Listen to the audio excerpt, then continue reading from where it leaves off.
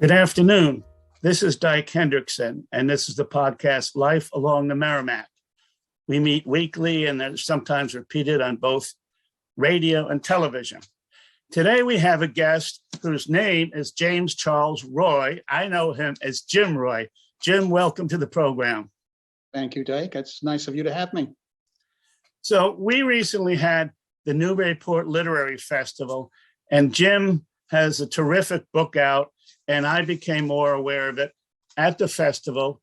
It's called The Elizabethan Conquest of Ireland. And it is a terrific read. It's very comprehensive. And as you can see, it's quite thick and a lot of work went into it. So Jim, who is a Newburyport resident, is going to talk about his book.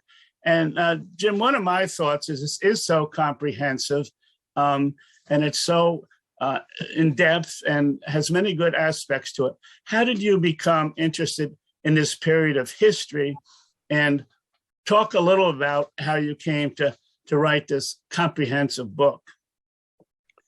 Well, I've always been a lifelong admirer of all things Irish. I mean, my parents, when I was like 7 years old, had gone over to Ireland for an extended trip in the summer of 1955. They dragged myself and my two sisters with us, and we spent most of that time in Ireland, staying with a vast array of eccentric Anglo-Irish people. It was just a fantastic trip, and it stuck with me all those times. And when I graduated from college, I worked for Time magazine for several years and did other things as well. But eventually I became a freelance writer, and I just gravitated towards Irish material. And during that time, I was spending so much time in Ireland, I bought a medieval tower house. It was called Moyode Castle, which was a terrible condition. It was a ruin, no roof, just ivy all over the place, tumbling down. And that became kind of an obsession in that time period, which is this place was built in 1563.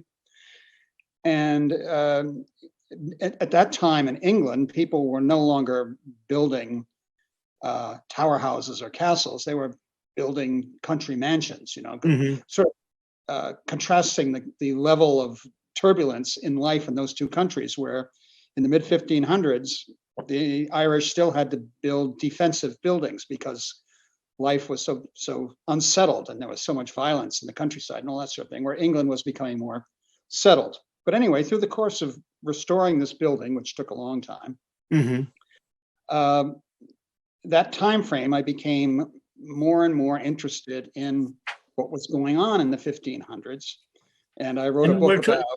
If we're talking about Elizabeth I, we're talking her life, I believe, was about 1533 to 1603. I just wanted to clue in our listeners that it's a long time ago, but it's a very interesting period, as you yourself point out. Well, it's interesting in a lot of ways. Not only the, excuse me, all the personalities. On the English side, you had Elizabeth, you had Robert Devereux, you had William Shakespeare, you have Edmund Spenser, Philip Sidney. These are the great names in English literature and history. And on the Irish side, you had an equal number of less well-known characters. But anyway, this conflict, and it became a conflict in the latter half of that century, really the end result of it you see today in Ulster, in English politics. I mean, what happened in the 1500s had a direct relevance as to what the situation in that country is today. And in many ways, it's the same basic emotionalism.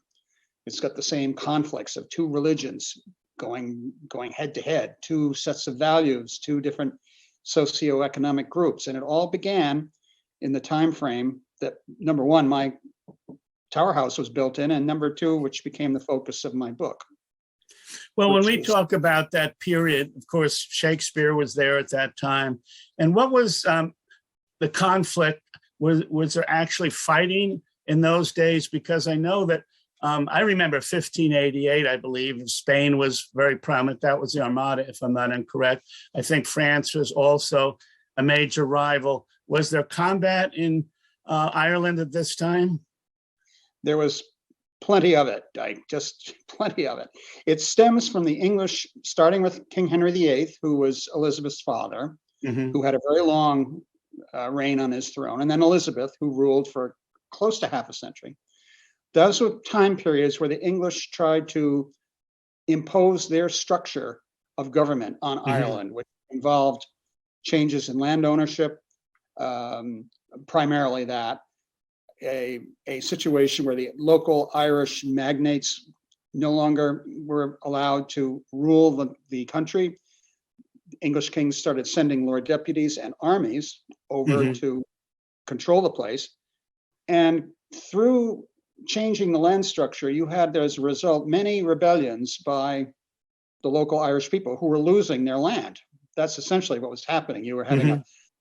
over 60% of the country, the ownership of land was being expropriated from the local Irish landowners into English control. So naturally, this engendered a lot of bad feelings, and there were many Absolutely. uprisings, and they were very bloodily suppressed. And really, it makes for painful reading. Um, really, it bordered on genocide in many cases. Basically, because the English did not consider the Irish their equals. They viewed the Irish as some of our Western colonizers viewed Indians when they went west in the 19th Hmm. century. And it's not a pretty picture, and there was a lot of blood spilled. When we talk about sources for your research, are there still a lot of primary sources available overseas? I mean, did you have access to material, or maybe you could talk a little about how you did the research? Well, there are two basic strands. One of them would be the state calendar of papers. That's multi-volume. I can show you a picture of them here. I have them. They're about 12 volumes. And these are dispatches written by English administrators, soldiers, Hmm. and colonizers back to the court in England. And their reports form the basis of how Elizabeth and her ministers were going to deal with Ireland. So this is great That's a material for. trove. It sounds terrific. Oh, it is. It is fabulous. And on the Irish side, you have something called the Annals of the Four Masters, which are a little less historically accurate, but they give the flavor of the Irish and Gaelic response to what was being done to them by the English. So that's 6 volumes. And then if you add that, this calendar of state papers in Great Britain itself, which is like 50 volumes, there's a lot of primary source material for a historian to go through. And it's very lively, and it's very conversational and colloquial. It's not dry or boring. I mean, their emotions are splashed all over these pages. It's great material. And I You, really on it. you've been in this space for a while. But that said, how long did it take you to put the book together? Because, the photos are terrific. The research is good. You have a lot of notes, a lot of footnotes. It's 660 pages long. How long did it take you to bring it all together? Well, first of all, when you hold up that book, I want to assure people, potential readers, that it's really a book for serious nonfiction readers. It's not for professors. It's a narrative, and it's a great story. But anyway, actually writing it, probably 4 years, 4.5 years. I mean, so much of the material I kind of knew already. And it was a question of just sewing it together. It took much longer to get the book in print than it did to write it. Who is the publisher, Jim? And, did you not get along with your editor? But my experience is some people edit greatly and want things changed or added, and other editors are, pretty happy and work closely with you. Who was the publisher, and how did the process go? Well, that's an interesting question. It's a long story, Dyke. I think we should have more than half an hour to go through all this. Okay. But to make it concise, the publisher is an outfit called Pen and Sword Military. They're an English publisher. They do a lot of books on military history, basically World War I and II. This one is a bit of an exception for them, going this far back in time. I have a very good editor in terms of making certain the book was accepted. That was, for me, the most valuable thing. I mean, he really believed in it. He had to talk a lot of people into saying we should go with this book. As for strictly editorial editing, he basically left me alone, which was great. Mhm. I mean, I tend to be wordy. And so at one point I was told I had to cut the manuscript by 30%, which would have been brutal, brutal. Words of doom. Oh, for me, oh my God. But Lester Crook, that's his name. His last name is Crook, nice, good English name. Lester, he really fought for me, and that was vital. But I think the person who helped me most in terms of correcting errors of judgment and grammar and all that was my agent. He edited the book more than my editor did, which is kind of a strange reversal. But he also was a big believer in the book. So it was fairly effortless. I find the worst part of these things is actually the production, doing the index. That's just brutal. But I found the narrative was easy. I had to familiarize myself more with some of these English statesmen because I was much more conversant with the Irish part of it. So that took some time, but Boston area has tremendous libraries. Yes. Harvard was great. Boston Public Library was great. And I'm also in the Boston Athenaeum. So I spent a lot of time in libraries, but it really went smoothly, more smoothly than in my other works, actually. Did it require travel? I mean, I know you love the place. You probably wouldn't call it a requirement, but did you travel several times over there, either to check facts or take well, your photo, your photo in the book is from that area, but did you go over there a number of times? I do anyway. I mean, I go over to Ireland very, very, very, very often.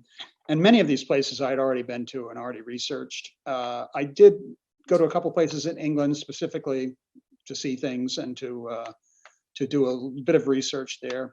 But basically, I'm pretty familiar with Ireland, and so I didn't make any trips specifically for this book. It all kind of knew it anyway. My next book on World War I, that was different. I had to travel all over the place for that one, to places I had not been before. But Ireland was pretty simple, definitely. Well, we'll talk about World War I in a second.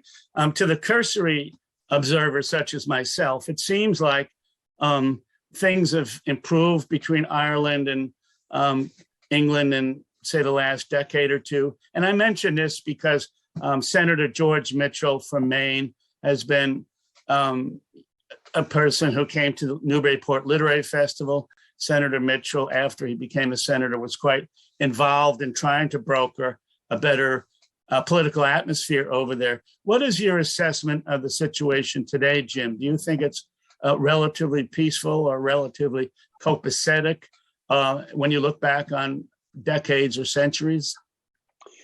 I'll tell you honestly, I think that it's nearing a crisis point right now. We've been very fortunate the last decade or so, 15 years since Senator Mitchell was so involved in the Good Friday Agreement and everything. But I think everybody knew back then, and Mitchell probably just as much as anyone, that demographically things are changing up there. The Roman Catholic population is growing.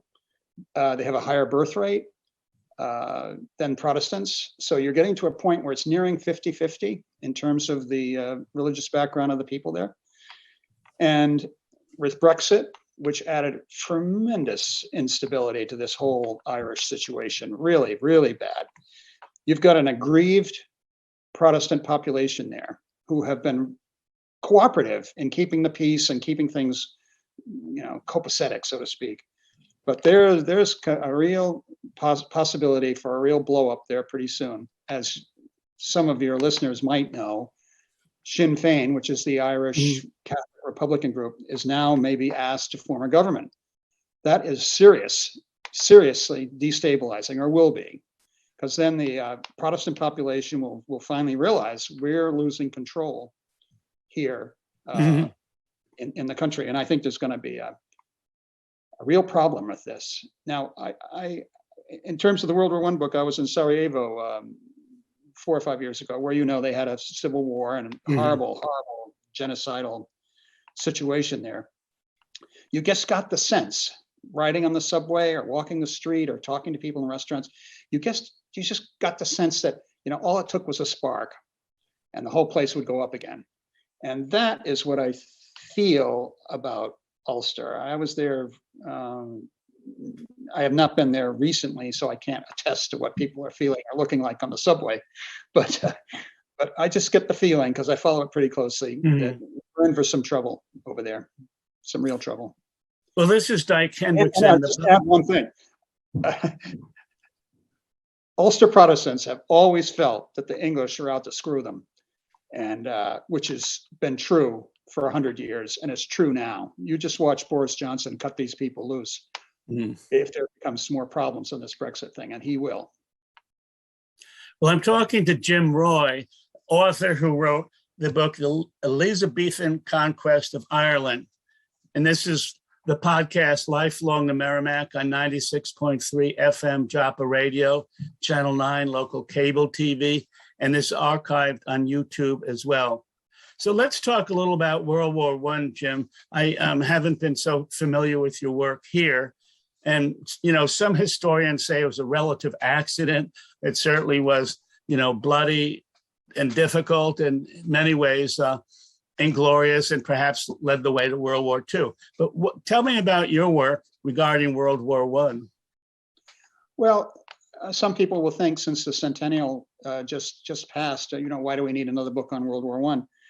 But I think we do. I mean, this book is not revisionist, but it sort of looks more at the major players here, more from the point of view of contemporary letters, diaries, reminiscences.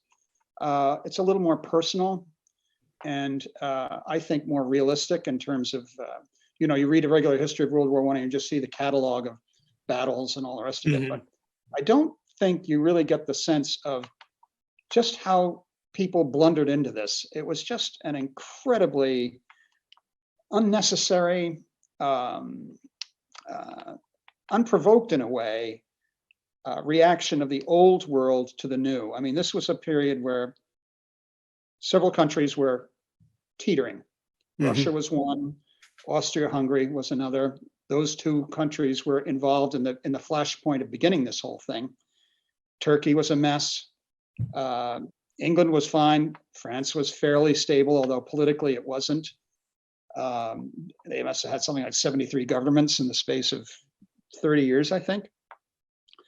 But you just got the feeling from when you read diaries of diplomats in both the Kaiser's court and in England, you just got the feeling that astute observers were kind of saying to themselves, you know, I don't like the way this is going. I don't like the way so-and-so is doing this, and something's not right here, and we're not addressing this the way we ought to be.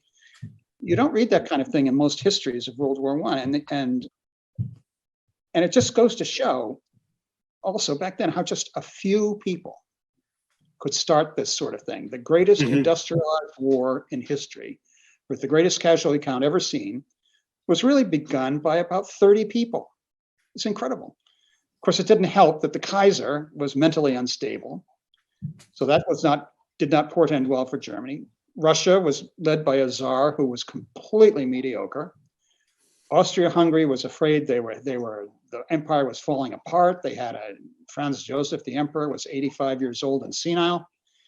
And England was engulfed in kind of, I don't know, Victorian malaise. You know, nothing was bothering anybody, just cruise right along, not thinking properly. I mean, to me, it's kind of akin to a man like Putin in today's situation.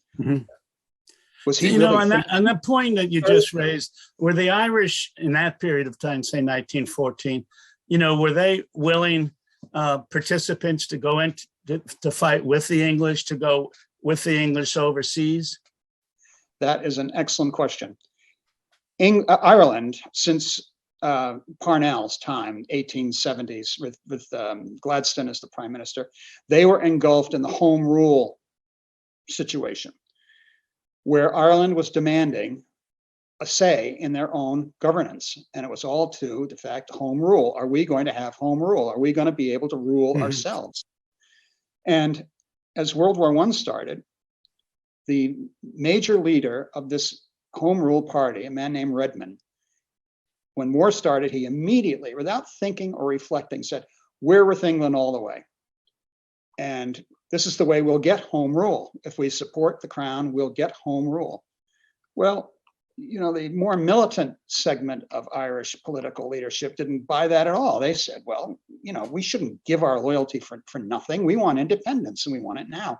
So you had this tremendous conflict within Irish political circles that played out in the first year or two of the war, and tremendously unstable. Some were saying we should be aloof, we should not get involved in all. We serve neither king nor Kaiser. That was one of the great slogans of the Irish Socialist Party. So when the radicals staged the Easter Rising in 1916, they saw this as a real opportunity to stab England in the back.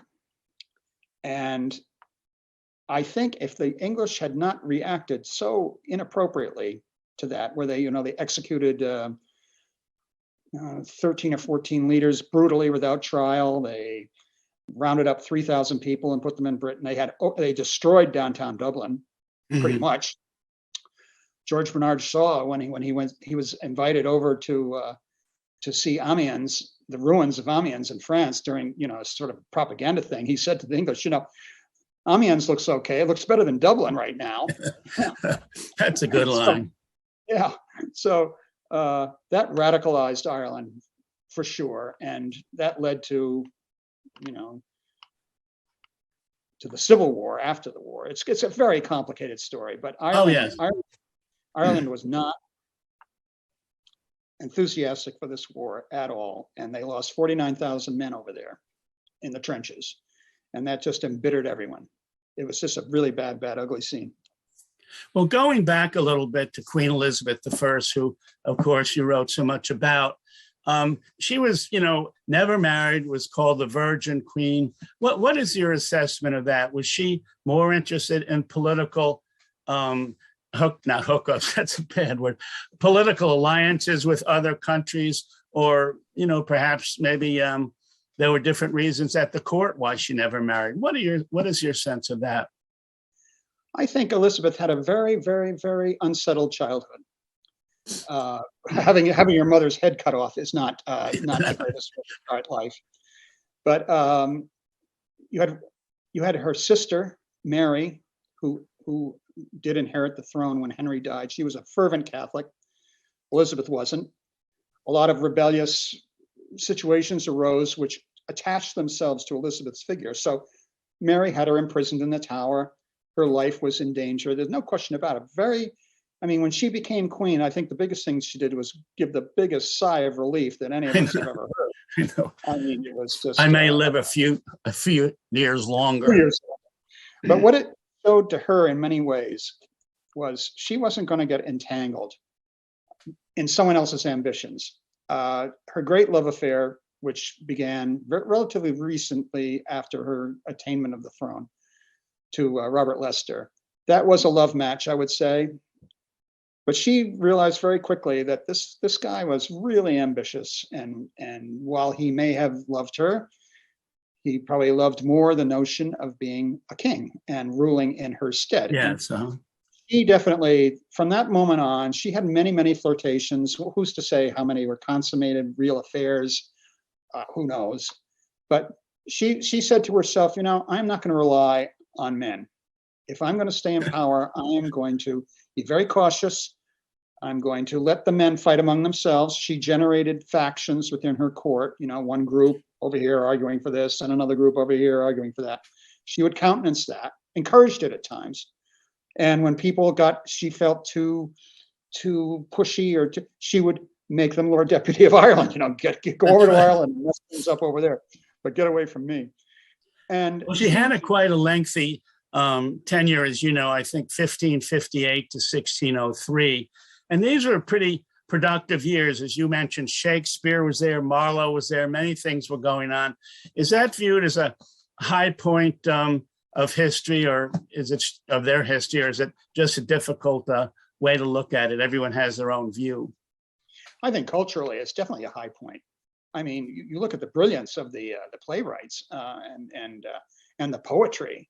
Edmund Spenser, The Fairy Queen, that's the most incredible poem ever written. and Shakespeare, of course. My God, Yes. and, Johnson and all these people. It was such a lively intellectual scene in London. Let's put it this way. Probably not on the countryside, but I think most people rightfully view that as a wonderfully vibrant time in English history, and including artists, the miniaturists who did the little miniatures and everything. It set the tone for many things that followed. It's the foundation stone of English literature, that's for sure. That period, Yeah. no doubt about it. You've write about such interesting things, and you've had a good career. Where did you grow up yourself, Jim? I grew up in Boston. Yeah, right in the middle of Boston. And where did you go to school? Excuse me. I went to an English Benedictine boarding school for boarding school. That was Portsmouth Priory, down on Rhode Island. Pretty well known Catholic school. From there, I went to Bowdoin for 4 years, which was great. Then I worked in New York for 3 or 4 years. Then I dropped out. I don't know if I should say that, but I did. 4 or 5 years. You came back anyway. I came back. So very fortunately for me, I mean, my wife is a very, very talented artist. And oh, yes, we have several of her works right in our own house, Jan Roy. So, yeah, I know that well. When did you decide you want to maybe get out of journalism such as Time and write books, or at the least do longer research? Very quickly. Very quickly.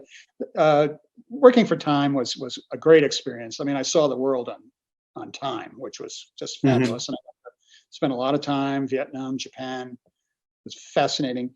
But it was really a homogenization process. Whatever you wrote, whatever you did, you wrote it. You never saw it that way when it got to the end of the line, ever. And it was sort of depressing. And those were the 60s. And I didn't feel like, going on. Yeah, a lot going on. And I didn't feel like wearing a tie and jacket every day and, just sort of kowtowing to people. It just didn't feel right for me. It wasn't right for me. Well, that's good. Yeah, I'm grateful for it, but when I left, it was time. Yeah, as they say. Well, I'm talking with Jim Roy, the author. He lives in Newburyport. He's had several books. We have just a couple of minutes left. This is Life Along the Merrimack on 96.3 FM radio, Channel 9 local cable, and we're archived on YouTube. So just tell me about your deadlines. I was a journalist and now I write books myself. Do you have a deadline for the World War I book? I mean, are you rushing forward, or is it still a work in progress? It's done. It's now at the proofreaders. I didn't have any deadlines. I haven't had my problem. I mean, the publishing industry is, you'd never know it, but it's in the doldrums in the stuff that I do, narrative non-history. So I basically had World War I pretty much done by the time they got it accepted. So is this the same publisher? In England, yeah, but Yeah. we have a deal that they're going to get an American publisher over here because their distribution over here is really limited. So they'll. So what's the date, Jim? What is the date of arrival? Do you know yet, or is that? I hope a year from now. Oh, good. Yeah. Well, I've been talking to Jim Roy of Newburyport. He's an author, has been a journalist in the past. Jim, thank you very much for being here. This is, it got me scurrying around to look at my history, and I think some listeners and viewers will do so as well. After World War I, do you have another book online that you're thinking about? Of course I do. It's half done. And what would that be? Gateway to America, a history of basically the northeastern shore from Cape Cod up to Greenland. Oh, great. And the greatest colonial efforts to come in on our shores here. Well, having been to Bowdoin and having been on the North Shore here, you'll be well prepared. Thank you very much, Jim Roy of Newburyport. This is Dyke Hendrickson. The podcast is Life Along the Merrimack. We'll be back next week to talk again about either the arts or the river and the health and history of the river. We jump back and forth. Jim, thank you again for being here. It was a pleasure. Thank you. Okay.